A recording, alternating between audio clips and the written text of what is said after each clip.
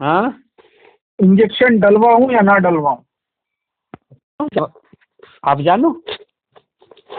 نہیں، پہلے نماز پڑھوں گا، سنو، اللہ سے دعا کروں گا. نہیں نماز مت اللہ، انجیکشن لگوانا ہے تو. ہاں اگر انجیکشن لگوانے جانا ہے تو پھر نماز مت پڑھنا. نہیں سنو، پہلے نماز پڑھوں گا. نماز مت پڑھنا. میں کیا کہہ رہا ہوں، اگر سبب میں جا رہے ہو پھر عمل کیوں کر رہے ہو یہ تو بتاؤ. نماز کس لیے پڑھ رہے ہو؟ نماز شفا کے لیے پڑھ رہا ہوں. پھر انجیکشن میں کیوں جا رہے ہو؟ نہیں، وہ نہیں، اسباب کو ترک کرنا نہیں کہ ترک کرنا ہے نا، اس لیے. اللہ کے بندے جا کیوں رہے ہو انجیکشن لگوانے؟ جب نماز شفا کے لیے تم نے اللہ سے کہہ دیا ہے، اب انجیکشن لگوانے کیوں جا رہے ہو؟ میں تو وہ پوچھ رہا ہوں. اچھا، یہ کیوں جا رہا ہوں؟ اس لیے کہ نبی صلی اللہ علیہ وسلم کا طریقہ یہ تھا کہ وہ آپ اسباب بھی اختیار کرتے تھے اور اللہ سے دعا بھی فرماتے تھے. اللہ کے بندے، اللہ کے نبی نے کب اپنی شفا کے لیے سب دوا اختیار کی ہے یہ تو بتا دے. ہاں، ابو ہریرہ رضی اللہ تعالیٰ عنہ کو اللہ کے نبی نے فرمایا تھا اٹھ کھڑا ہو نماز پڑھ، نماز میں شفا ہے. کیا یہ بھی کہا تھا اب نماز پڑھ لی اب جا ڈاکٹر کے چلا جا گولی کھا لے؟ یہ کہا تھا کیا؟ نہیں نہیں نہیں، اٹھ نماز پڑھ، نماز میں شفا ہے. تو آپ کیوں کہہ رہے ہو کہ اللہ کے نبی نماز بھی پڑھتے تھے اور دوا بھی کھاتے تھے؟ نہیں، ایسا یہاں پہ لکھا ہے. کہ نبی پر الزام لگا رہے ہو ساری دنیا کو سنو ہاں لکھا ہے. سنو، ساری دنیا کو بتائیں گے نماز میں شفا ہے، جب اللہ کے نبی پر بیماری آئے گی تو ڈاکٹر کو ڈھونڈتے پھریں گے. ہاں، اچھا اچھا اچھا. اللہ کے نبی صلی اللہ علیہ وسلم نے اپنی چاہت سے کبھی دوا نہیں کھائی ہے، یہ یاد رکھنا. اچھا اچھا اچھا. وہ تو اللہ کے نبی سے سب محبت کرتے تھے. آپ کو جب کوئی تکلیف آتی تھی اگر کوئی محبت میں کوئی چیز لا کے دیتا تھا تو آپ ان کا دل رکھنے کے لیے اسے کھا لیا کرتے تھے کبھی کبھی. اچھا، اگر آپ کو بڑے بڑے علماء ابھی دعا میں بولتے ہیں کہ اچھی سے اچھی اسپتال میں بھی علاج کرا سکتے ہیں، شریعت میں کوئی پابندی نہیں ہے، شریعت اجازت دیتی ہے. ہم سب کہہ رہے ہیں کیا نام پابندی لگائی ہے. میں تو نہیں کہہ رہا ہوں اس بات کو پابندی لگائی ہے. اگر ایمان نہیں سیکھ رہے ہو تو کچھ بھی کرو، تو کچھ بھی کرو. لیکن یوں کہو گے کہ بھائی میں نماز پڑھ کے جاؤں گا پھر ڈاکٹر کے جاؤں گا، پھر ڈاکٹر کے کیوں جا رہے ہو جب نماز پڑھ رہے ہو؟ اور ڈاکٹر کے جانا ہے تو پھر نماز کیوں پڑھ رہے ہو؟ ایک چیز تو بتاؤ. اگر یوں کہو گے اللہ کی مدد کو ساتھ لینے کے لیے نماز پڑھ رہے ہیں تو اللہ تعالیٰ نے دوا پر کوئی وعدہ کیا نہیں ہے تو مدد کیوں کریں گے؟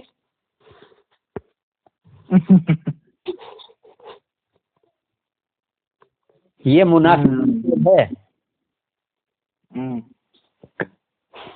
اقرار کریں گے عمل کا اور محنت کریں گے سبب پر. کامیابی لینے کے لیے اقرار عمل کا کریں گے اور محنت سبب پر کریں گے.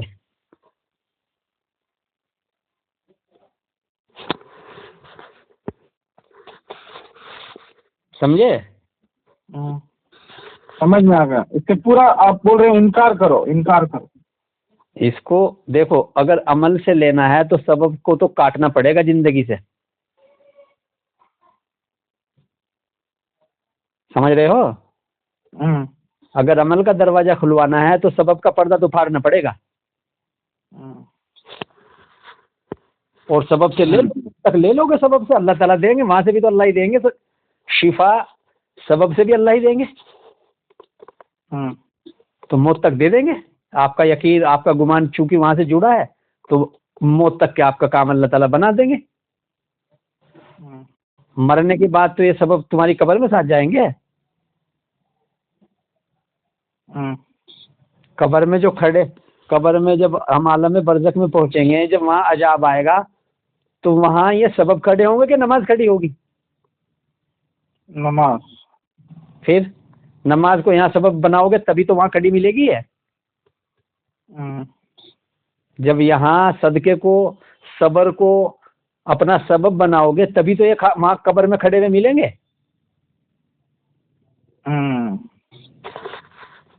اور یہاں سبب کو اگر سبب بنایا، ان شکلوں کو اگر سبب بنایا تو یہ قبر میں کھڑے ملیں گے وہاں کہ بھائی ادھر तुम्हारा एक बॉडीगार्ड खड़ा है, इधर तुम्हारा एक वो खड़ा है, ये मिलेंगे वहां तुम्हें?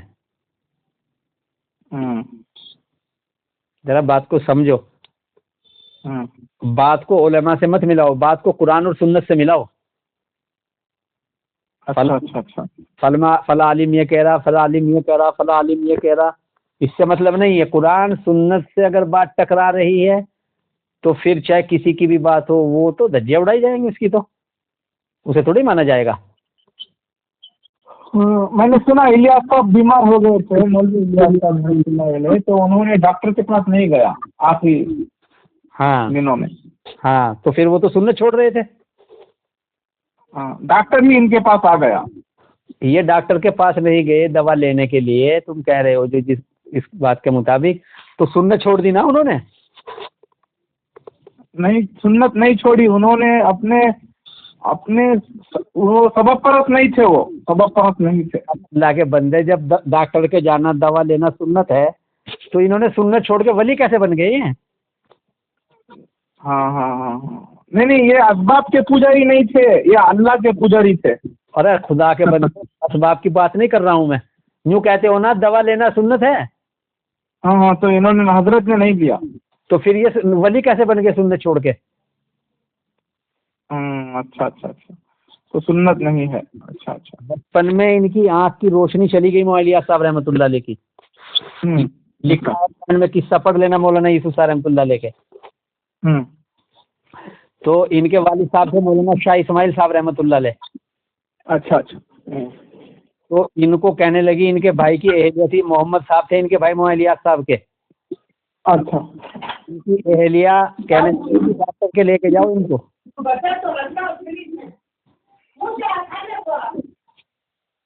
समझ रहे हो? हाँ, थोड़ा दोबारा बोलो। क्या अगर बिजी हो तो फिर बात कर लेंगे बाद में? नहीं, बीवी नहीं है, मैं अपने मायके गई है। अच्छा। तो मौलाना इलियास साहब रहमतुल्लाह अलैह की आंख की रोशनी चली गई बचपन में। अच्छा। तो इनकी जो भाभी थी मौलाना मोहम्मद साहब रहमतुल्लाह अलैह की एहलिया, वो कहने लगी इनके डॉक्टर के लेके जाओ। अच्छा। वो पूरा परेशान करने लगे घर के, डॉक्टर के लेके जाओ, डॉक्टर के लेके जाओ। और हमारे पूरे जिले में जब एक ही सर्जन था डॉक्टर, बस आंख का, और वो था अंग्रेज। मौलाना शाह इस्माइल साहब ने फरमाया, मैं नहीं जाऊंगा डॉक्टर के पास। अच्छा, क्यों? सुन लो। रात को तहज्जुद में अल्लाह से कहा है, अल्लाह इलियास की आंख अच्छी कर दे, मैं नहीं जाऊंगा ऐसे डॉक्टर के लेके। सुबह को आंख की रोशनी जो थोड़ी बहुत थी वो भी चली गई। अच्छा। फिर घर वाले कहने लगे कि डॉक्टर के लेके जाओ। कहा मैंने अपने अल्लाह से कह दिया है, मैं नहीं जाऊंगा ऐसे लेके डॉक्टर के। और 5-6 दिन के बाद अल्लाह ताला ने रोशनी वापस कर दी।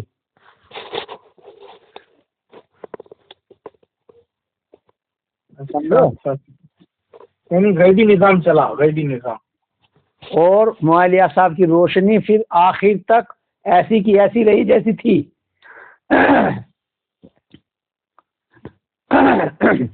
कमरे में बैठ के पहचान लेते थे कौन आया है मरकज में। माशाअल्लाह। तो ये वली कैसे बन गए डॉक्टर और दवा छोड़कर? यानी सुन्नत को छोड़कर वली कैसे बन? वली कैसे? अरे मुस्ताब को छोड़कर वली नहीं बन सकता, तो ये कैसे बन गए? मतलब ये है कि सुन्नत है ही नहीं। सुन्नत है नमाज, सुन्नत है सूरह फातिहा, सुन्नत है शहद, सुन्नत है आबे जमजम का पानी, सुन्नत है वजू का बचा हुआ पानी। ये है सुन्नत। इस रास्ते से अल्लाह से शिफा लेना।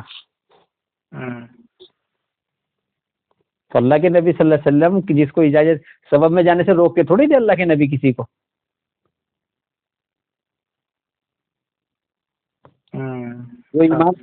जो ईमान सीखने पर आता था वो तो खुद ही छोड़ देता था कि नहीं ना, अमलों के रास्ते से लेवेंगे, सबब के रास्ते से नहीं लेवेंगे। और जो ईमान نہیں آتا تھا تو سبب کی اجازت مانگتا تھا، اللہ کے نبی سے منع تھوڑی کرتے تھے، ٹھیک ہے جا رہا ہے چلے جائے بھائی. بات کو پوری سمجھو پہلے.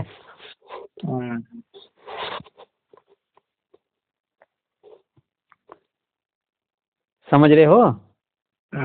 اور ادھر ادھر کی باتیں اپنا دماغ خود لگایا کرو کہ کس کی بات کلمے کے خلاف ہے، کس کی بات قرآن کے خلاف ہے، کس کی بات سنت کے خلاف ہے. سنت کہتے ہیں پرورش کے طریقے کو. اللہ کے نبی صلی اللہ علیہ وسلم پر وہ تمام حاجتیں، وہ تمام ضرورتیں ڈالی گئی ہیں جو قیامت تک آنے والے انسانوں پر ڈالی جائیں گی.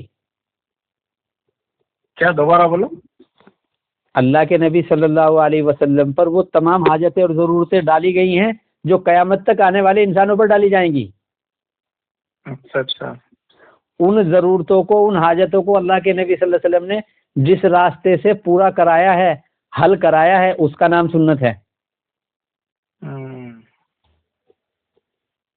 اور اللہ کے نبی صلی اللہ علیہ وسلم نے نبوت سے لے کے اور آپ کے انتقال تک آپ نے مخلوق سے سبب سے لینے کا کوئی راستہ اختیار نہیں کیا.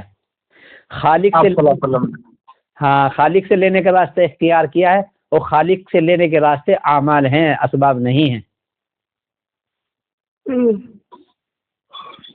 اچھا. سمجھ رہے ہو؟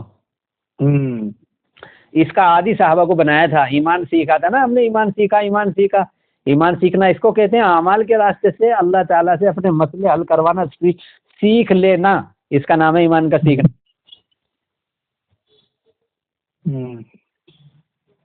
یہ ایمان سیکھ گیا. پھر صحابہ نے اللہ سے جو کہہ دیا اللہ نے کر دیا. مردے زندہ کرنے کو کہہ دیا نماز کا عمل کر کے، اللہ نے مردے زندہ کر دیے. سمندروں پر گھوڑے دوڑا دیے، پانی پہ کو پیدل چل کے گئے. کھیتوں میں بارشیں برسوا لی نماز کا عمل کر کے. بنجر زمینوں میں سے پانی کا چشمہ پھڑوا لیا نماز کا عمل کر کے. کا فرشتہ آ گیا مدد کے لیے نماز کا عمل کیا تو. سوچا آسمان کا. اور فاقے پر صبر کیا تو چوہا اشرفیہ لے کے آ رہا ہے. اور اپنے فاقے کو مخلوق سے چھپایا تو خالی چکی میں سے نماز کے عمل پر آٹا نکال دیا.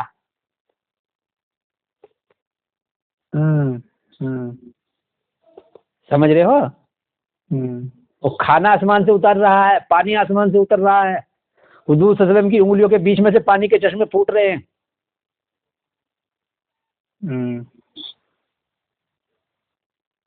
ایک تھیلی کھجور، ایک تھوڑی سی 10-20 کھجوروں کو کتنا بڑا مجمع کھا رہا ہے، اس میں ٹنوں ٹنوں کھجوریں نکل رہی ہیں. کہاں سے نکل رہی ہیں؟ اللہ کی قدرت کے نظام کو مسلمان جانتا ہی نہیں ہے آج. وہ خالی سبب کو جانتے ہیں، سبب کے پجاری بنے ہوئے، سبب کو جانتے ہیں، قدرت کو کہاں جانتے ہیں. سبب قدرت کے پابند ہیں، قدرت کے تابع ہیں، آزاد نہیں ہیں. ان سے وہ ہوئے گا جو اللہ چاہیں گے. جیسے لاٹھی کو کام بنا دیا. اللہ رب العزت کی قدرت آزاد ہے، اور وہ قدرت حضور والے عمل سے، نماز سے ساتھ ہوئے گی. نماز کے راستے سے قدرت کا دروازہ کھلوا لے گا. وہ اتنا لے گا جتنا تم چاہتے ہو. سبب کے راستے سے اتنا ملے گا جتنا اللہ چاہتے ہیں، اور موت تک ملے گا بس. عمل کا راستہ کھلے گا تو وہ دنیا میں بھی، جنگل میں بھی، بیابان میں بھی، وہ کرفو میں بھی، وہ سمندروں میں بھی، جہاں جو چاہو گے اللہ سے لے لو گے اگر عمل کا راستہ کھلوا لیا. ماشاءاللہ. عالم برزخ میں بھی، وہ حشر میں بھی، جنت میں بھی، اور ہمیشہ ہمیشہ جنت میں بڑھتی بھی رہیں گی نعمتیں، کیونکہ ہم نے دنیا میں رہ کے قدرت والا راستہ کھلوا لیا تھا. آخرت میں جو ہوئے گا قدرت سے ہوئے گا. آخرت میں کوئی سبب نہیں ہے، کوئی سبب نہیں. لیکن آخرت میں قدرت سے ان کے ساتھ ہوئے گا جو دنیا میں قدرت کے قائل ہو گئے ہوں، قدرت سے راستہ کھلوا لیا ہو، قدرت پر جن کا یقین جم گیا ہو. سبب جن کی نظروں میں بے حیثیت بن گئے ہوں. بالکل صحیح بولا آپ نے. یہ باتیں بولنے والے آج کم ہیں. سبب کو جو مردار سمجھتے ہو کہ مردہ ہے، اس سے کچھ نہیں ہوگا. جیسے مردہ جانور سے کچھ نہیں ہوتا، مردہ بھینس سے دودھ نہیں نکلتا، مردہ شیر سے کوئی خوف نہیں ہوتا، مردہ سانپ سے کچھ نہیں ہوتا، ایسے ہی کائنات کی تمام شکلیں مردہ ہیں.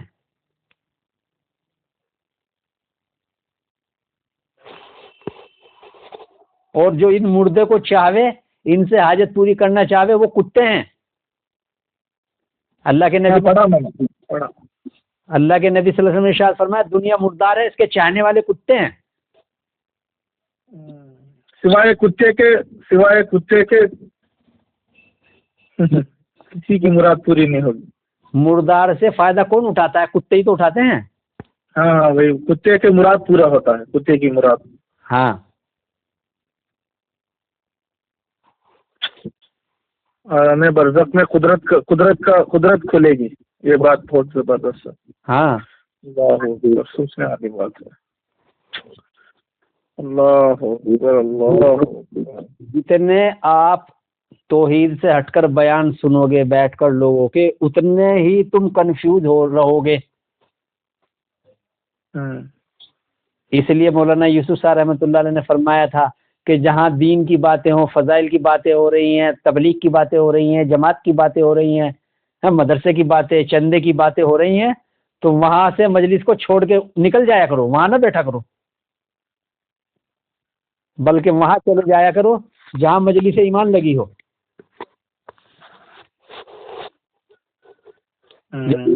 جب ایمان سیکھ کر دین کی مجلس میں بیٹھو گے تو صحیح دین تمہاری سمجھ میں اللہ ڈالیں گے. پھر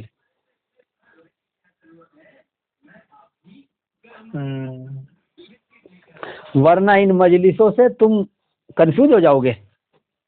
اس لیے اللہ کے نبی صلی اللہ علیہ وسلم نے جب تک ایمان نہیں سیکھا تب تک عمل بتلایا ہی نہیں کوئی.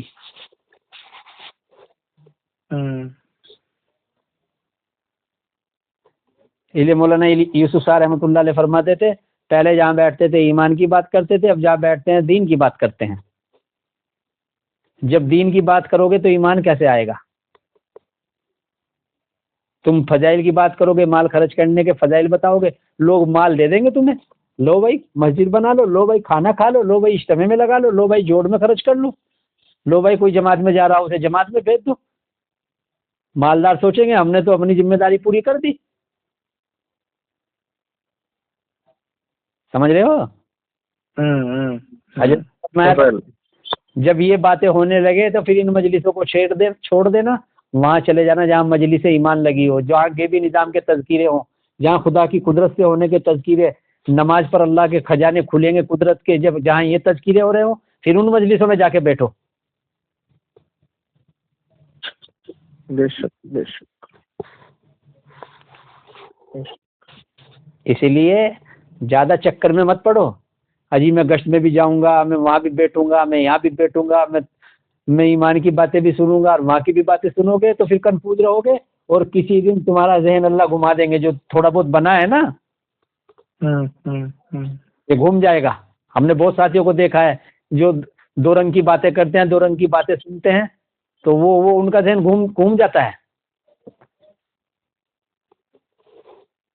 پھر وہ تمہیں وہاں سمجھائیں گے تم پر ذمہ داری ہے، پورے عالم کی امت جو ہے گمراہ ہو رہی ہے، امت مرتد ہو رہی ہے، نکلو قربانی دو، اللہ تعالیٰ اس سے ہدایت پھیلائیں گے. ارے ایمان سیکھ کر جب اللہ کے بندوں میں پھرو گے تو اللہ تعالیٰ کو جس کو ہدایت دینی ہوگی تمہارے ذریعے سے دے دیں گے. اگر ایمان سیکھ کر پھریں گے تو ایمان سیکھ کر پھرو گے تو اللہ کی طرف سے مدد آئے گی. بغیر ایمان کے ارے سیکھ کر بغیر ایمان کے تو نماز میں بھی جاؤ گے، نماز بھی بد دعا کرے گی تمہارے لیے.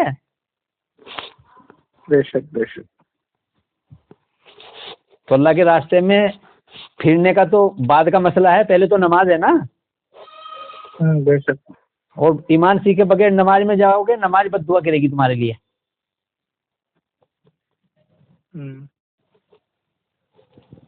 اس لیے زیادہ چکر میں مت پڑو. ہاں کہیں جماعت میں جا رہے ہو خود اپنی 3 دن کی جماعت بناؤ، خود امیر بن کے جاؤ، کسی کی امارت میں بھی جماعت میں مت جاؤ. ہاں اس کے ساتھ چلے جاؤ جو مولانا یوسف مولانا الیاس صاحب رحمۃ اللہ علیہ کی منشا جو اس کام سے تھی وہ رکھتا ہو سامنے.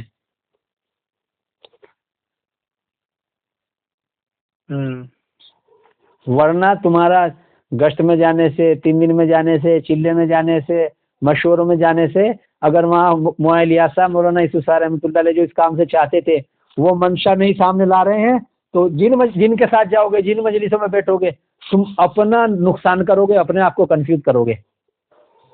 منشا کیا تھی؟ منشا تھی ایمان سیکھ کر نمازوں کے راستے سے مسئلے حل کرانے والے بن جانا۔ قدرت سے ہاں، قدرت کو ساتھ لے لینا، قدرت کے ساتھ رہنا۔ قدرت ساتھ ہوئے گی نماز سے؟ نہیں، 24 گھنٹے قدرت کو ساتھ لینا، یہی ہے نا منشا؟ ہاں، قدرت ساتھ نماز سے ہوئے گی۔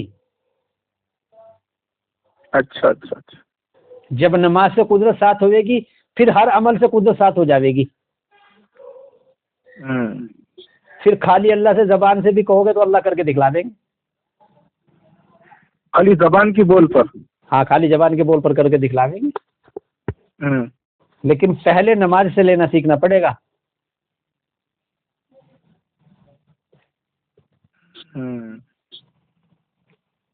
سمجھے؟ اچھا۔ تو ہمیں بنیادی چیز یہ ہے کہ ہمیں جو ہے اپنے مسئلوں کو نماز سے جوڑنا ہے۔ پہلے ساری جگہوں سے اپنا ذہن ہٹاؤ، یہ ہے سب سے بنیادی۔ بے شک۔ اگر گشت ہے تمہارا، اگر کوئی توحید پر بات کرتا ہے تو وہاں بیٹھو، ورنہ بیٹھو ہی مت۔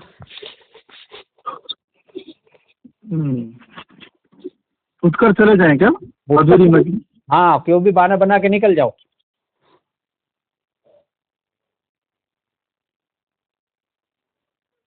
مولانا یوسف صاحب رحمۃ اللہ علیہ فرماتے تھے ان گشتوں سے، ان مذاکروں سے، ان بیانوں سے اگر یقین کو بدلنے کی بات نہیں ہو رہی ہے تو یہ گشت، یہ مذاکرے فتنہ اور دھوکہ ہیں پھر۔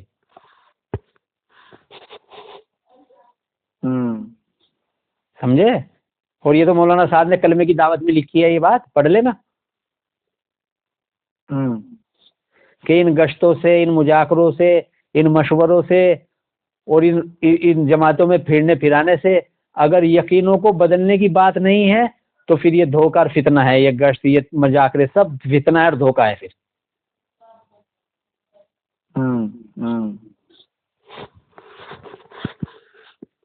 اس بات کو سمجھو۔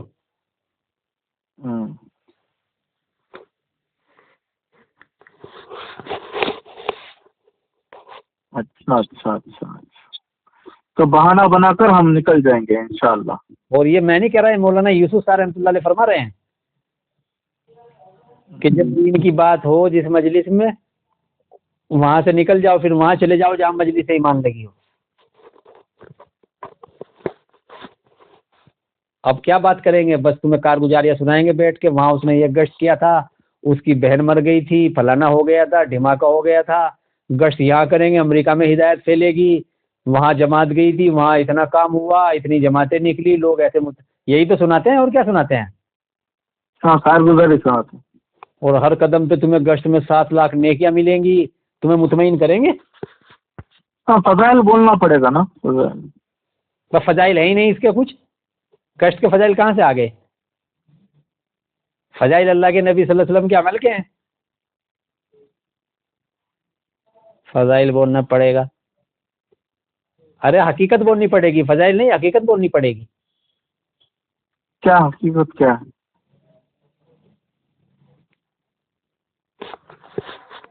ایمان سیکھنے کے لیے جا رہے ہو، فضائل پورا فضائل لینے کے لیے جا رہے ہو جب گشت میں؟ یہ بتاؤ پہلے۔ نہیں، فضائل گشت بولتے نا، فضائل گشت بولنا ہی پڑتا ہے۔ ارے تو فضائل گشت میں تم ایمان سیکھنے کے لیے جا رہے ہو، فضائل لینے کے لیے جا رہے ہو؟ یہ بتاؤ پہلے تو۔ ایمان سیکھنے کے لیے۔ پھر فضائل کہاں سے آگے؟ جب تم کسی کام کو سیکھنے کے لیے جاتے ہو تو تمہیں تنخواہ ملتی ہے اس چیز کی؟ نہیں۔ پھر بلکہ جب آدمی کسی کام کو سیکھنے کے لیے جاتا ہے تو جہاں وہ سیکھتا ہے اگر وہاں گالیاں ملتی ہیں تو اسے برداشت کرنا پڑتا ہے۔ سمجھ رہے ہو؟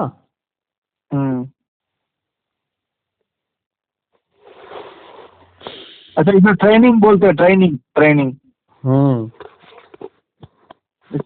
ٹریننگ بھی بولتے ہیں، اور اس کو اپرینٹسشپ بولتے ہیں، اپرینٹسشپ۔ यानी कुछ पैसा नहीं मिलेगा आपको, सिर्फ अपनी जेब से करना पड़ेगा। अपनी तरफ से खर्च करना पड़ेगा आपको सब कुछ। हाँ, सीखने के लिए आए हो ना,